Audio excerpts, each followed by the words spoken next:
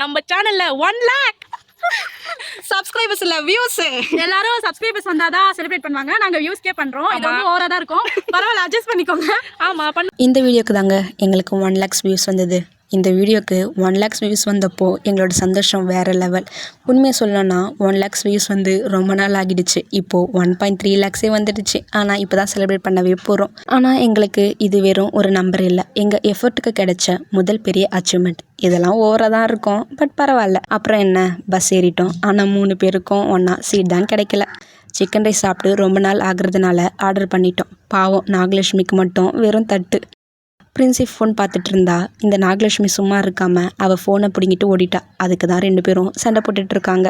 அப்புறம் எல்லோரும் வீட்டுக்கு போயிட்டோம். யூடியூப் ஓப்பன் பண்ணி பார்த்தா சப்ஸ்கிரைபர்ஸ் 255 இருந்தது 266 ஆயிருந்துச்சு. அந்த சந்தோஷத்தில் 2 பேரும் உடனே எனக்கு வீடியோ கால் பண்ணாங்க. அப்புறம் என்ன ஒரே ஆட்டம்தான். ஆனால் என்ன பார்க்க தான் முடியல.